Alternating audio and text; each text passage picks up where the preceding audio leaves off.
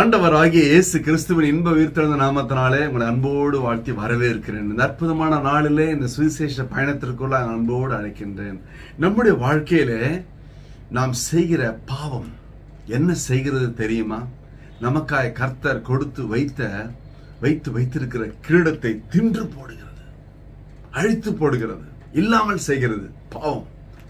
பரிசுத்த வேதாகமம் அழகாய் சொல்லுகிறது. புலம்பல் 5:16, ஐயோ நாங்கள் பாவம் செய்தோம், எங்கள் தலையிலிருந்து கிரீடம் விழுந்தது. முதலாவது, பாவம் செய்த உடனடியாய் கிரீடம் கீழே விழும், ஸ்தானம் மாற்றப்படும், எல்லாம் இல்லாமல் போகும். நம்பர் 2, எரேமியா 5:25 வாசிக்கும் பொழுது, நம்முடைய பாவங்களே நமக்கு நன்மையை வர ஒட்டாதிருக்கிறது. நம்முடைய பாவம், நம்ம எந்த சத்துரு யாரும் தடை பண்றது கிடையாது. நாம செய்த பாவமே நமக்கு வர வேண்டிய நன்மையை தடை பண்ணுகிறது.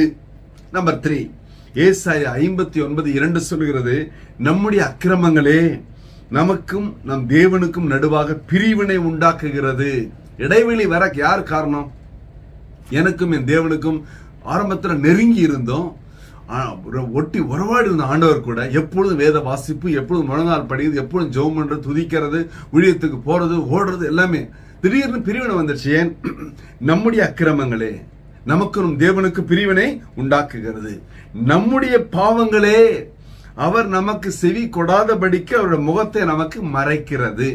எவ்வளவு ஜெபம் பண்ணி ஆண்டவர் கேட்கலன்னா எந்த சத்துரு காரணம் இல்ல, ஆண்டவருடைய காது கேட்காம இல்ல, என்னுடைய பாவமே, நம்முடைய பாவமே அவர் எனக்கு செவி கொடாதபடிக்கு இந்த நாளில தடை பண்ணுகிறது. நம்பர் 4, எரேமியா 13:8 சொல்கிறது, நம்முடைய சிரசின் சிங்காரமாகிய நம்முடைய மகிமையின் கிரீடம் விழுந்தது. போச்சு. காரணம் பாருங்க, பாவம். அதனால ஆண்டவர் சொல்றாரு, இனி பாவம் செய்யாதே, மனம் திரும்பு. பூமியில கால் வச்சோன்னு சொல்ற முதல் வார்த்தை மனம் திரும்பு.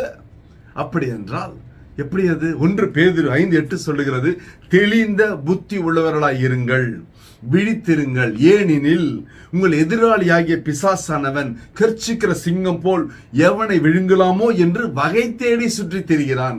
வகை தேடி ஏதோ ஒரு வகையில, இல்லைங்களா? மொபைல கையில வச்சா பலவிதமான காரியங்கள் உள்ள வருதா? நல்லது வருது, கெட்டது வருது, ஆபாசம் வருது, அசிங்கம் வருது, அவமானம் வருது, மணி போறதே தெரிய மாட்டுது. என்னைக்காவது பைபிளை திறந்து அவனால உட்காந்துருக்குமா? யோசித்து பாருங்க.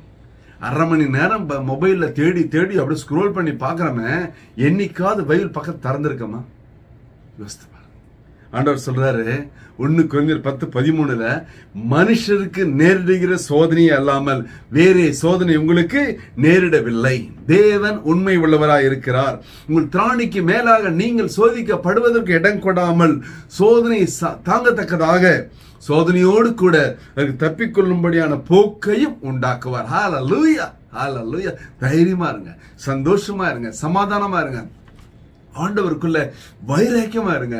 ஆண்டவரே, என்னை பரிசுத்தப்படுத்துங்க சுவாமி, செய்த பாவம் போதும், இனிமேல் என்னோட வாழ்க்கையில பாவத்துக்கு இடமில்லை என்று சொல்லி ஆண்டவரை உறுதியாய் பற்றி கொள்ளுங்கள்.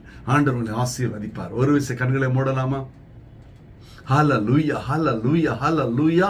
அப்பா ஸ்தோத்திரம் ஆண்டவரே, இந்த அற்புதமான ஆசீர்வாதப்பட்ட திருநாளிலே கர்த்தாவே, நாங்கள் பாவத்திலிருந்து வெளியே வரும்படியாய் பாவம் என்ன செய்கிறது என்பதை எவ்வளவாய் நீர் வசனத்தின் வழியாக புரிய வைத்தீர் கர்த்தாவே. எங்களுக்காய் கொடுக்கப்பட்ட உன்னத கிரீடத்தை இந்த பாவம் தின்று போடுகிறதே, அழித்து போடுகிறதே, இல்லாமல் செய்கிறதே கர்த்தாவே. இன்று முதல் கர்த்தாவே, பரிசுத்த ஜீவிய வாழத்தக்கதாய், பரிசுத்தமாய் வாழத்தக்கதாய், பரிசுத்த சாட்சியா இருக்கத்தக்கதாய் தேவன் கிருபை தருவீராக.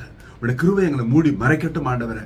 இயேசு கிறிஸ்துவின் உயிர்த்தெழுந்த வல்லமையான நாமத்தினால உயிருள்ள வல்லமையான சாட்சியா எங்களை எழுப்பும்படியாய் உம்முடைய பாதத்தில் எங்களை தாழ்மையாய் தாழ்த்தி ஒப்பு கொடுத்து ஜெபித்து ஜெயம் எடுக்கிறோம் ஜீவனுள்ள நல்ல பிதாவே.